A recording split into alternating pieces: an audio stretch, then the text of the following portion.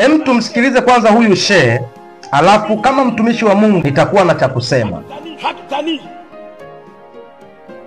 Kuanzia kesho tunaanza taarifa rasmi kwa wahadhiri wote 3500 kila msikiti wapite Tanzania nzima kuanza kujipanga na kukabiliana na hao wanaoitwa wataandamana. Mtakuta tumekatana vichwa huko barabarani, wala hatuwatanii.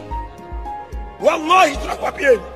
Cha kwanza, nimesikitishwa sana na matamshi aliyoyatoa huyu shehe, na najiuliza maswali. Sijajua mpaka sasa kama ameshachukuliwa hatua au vipi. Ni kazi ya jeshi la polisi, sitaki kuwasemea sana, lakini mimi kama mtumishi wa Mungu ninataka kulishauri taifa, ninataka kuwashauri wa Tanzania. Huu ni mtego adui ametutegea, na tusikubali hata siku moja tukaingia kwenye huu mtego, tukaingia kwenye mzozo wa kidini. Tusikubali.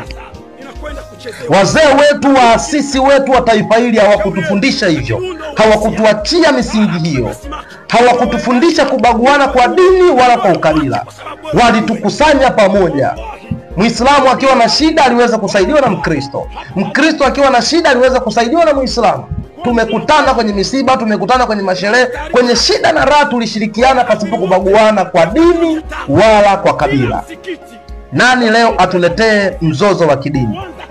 Mkristo mwenzangu unayenisikia, ndugu yangu Muislamu popote unaponisikia, tusikubali kuingia kwenye huu mtego, kwa sababu kama tutakubali kuingia kwenye mzozo wa kidini, tutarajia siku moja mwingine anaweza katuletea sababu ya kutugawa kwa makabila, tukaanza kuingia kwenye mgogoro na vita ya makabila.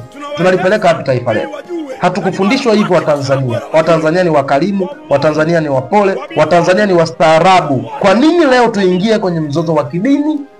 Tanzania mwenzangu, usikubali kutumiwa, usikubali kushawishiwa, au mtu yeyote anakushawishi. Usikubali kuingia kwenye mgogoro huu wa kidini. Sisi ni ndugu.